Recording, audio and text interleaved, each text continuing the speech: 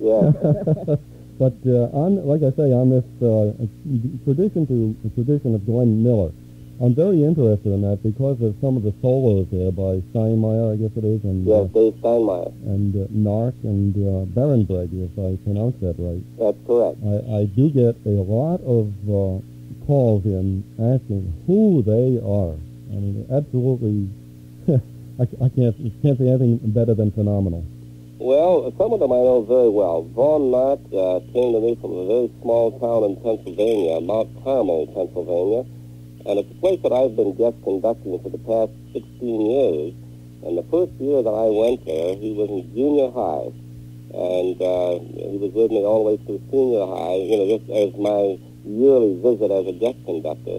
And following high school, he came to the Airmen of Note to audition and made the audition and has become one of the great trumpet players of the country, really. Dave Steinmeier is a very unusual story because he's one of the few people, in addition to Vaughn Knott, who came directly to us from high school, which is very unusual. Most of our people are college graduates.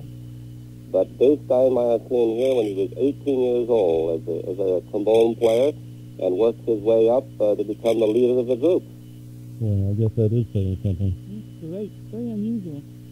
And not only that, I mean, it sounds, wow, here we are. We have this music still coming out of the Air Force in the tradition of Glenn Miller. And what I'm finding, and I'm going to lead up to something, I'm finding that a lot of the newer people are just discovering the music of the 40s. Yeah, I think there is a resurrection of that era, the 40s and the 50s. And, of course, a lot of this emanates back to the 30s yet. Right, but what I wanted to lead up to was I'm trying to get a feel from you as to the audiences that you play, whether or not you're finding the same type of reception. Yes, there's no question about it. Young high school kids more and more are relating back to the big band music. The stage band is what they call them now. They've had a revival at the high school level, and a lot of that music is being played by high school kids. And I'm very pleased to see that. Well, we are too, because we're trying to, make them aware of the good things in life, and that's one of what I consider to be one of the most important good things in life. But I know that the Air Force does this for recruitment and also for public relations, and that's why I was interested to know the age groups that were showing interest in this type of music. Well, it really has bridged the generation gap. People from high school age up into the 60s and 70s enjoy the Airmen of Note. It probably is the most appealing unit we have to bridge the generation gap. And they're doing a fine job, too. Can you hold on just a second here? Sure. You have a couple of minutes yet? I know you're a very busy gentleman. Let me remind you that I'm talking live from Washington, D.C., with Colonel Arnold Gabriel, the commander and director of the United States Air Force Band, right here on AM 95. And in the studio with me is Betty Blair of Whitesboro, a former student teacher that taught Colonel Gabriel in his youth. AM 95, WIBS, Utica, Rome, New York. Great place to be. I'm Harvey Lisker, and Colonel, getting back to some of the units that travel overseas, very interesting because I exchanged programs with a gentleman in Bradford, England, on Pennine Radio. And I guess he had an interview with the director of the European band at that time, not too long ago. And it was very interesting. They're talking about this type of music, and they don't find too many radio stations playing it. You there? Yes. Oh, okay. I was just, do you find that to be here in the country, United States? Well, more and more stations are carrying that kind of music. You're right. Our Air Force band stationed in Europe just did a special for the BBC, I'm told. And our Airmen of Note, as a matter of fact, are very popular on the BBC. And Dave Steinmeier, even though he has never personally been there, has gotten quite a following in England. We get an awful lot of mail from England and a lot of interest with the recordings that he has done. So that kind of music is still very popular in Europe, and in particular in England. Oh, yes. They are very strong on the Glenn Miller tradition, that's for sure.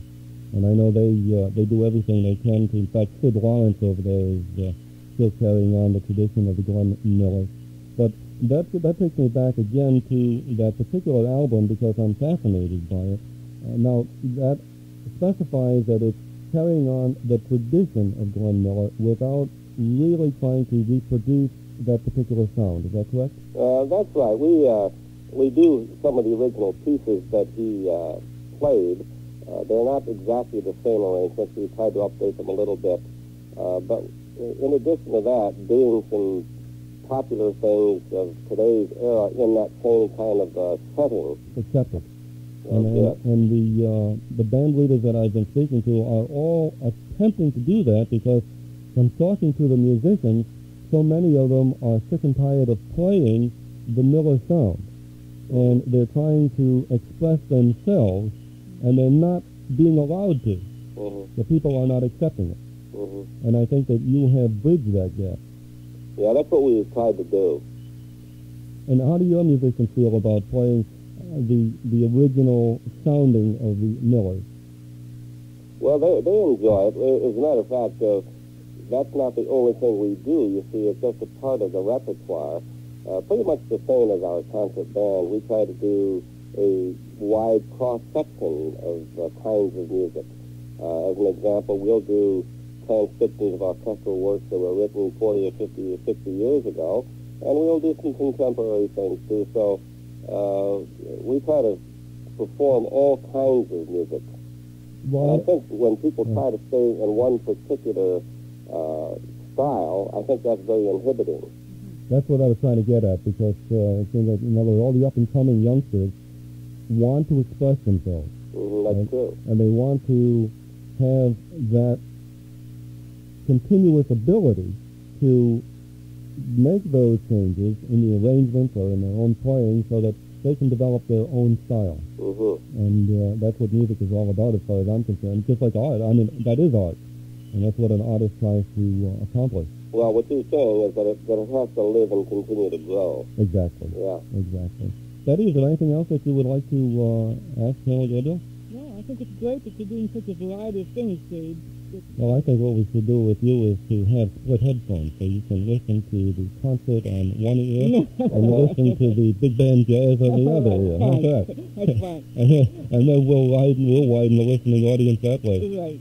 And Exactly. General, I want to thank you immensely for calling in, taking the time. Well, thank you, and also thanks Betty very much for staying up so late to talk tonight. I've enjoyed it. I'm retired now, so it doesn't bother me. Yeah, I've got an 9 o'clock rehearsal in the morning. Good luck. You say hello to Fred for me, please. I certainly will. Right, dear. And listen, if you could, I would love to have Steinmeier and Knock and any of the others that could possibly call at any time to call us, get some interesting conversation with them also, if that's possible.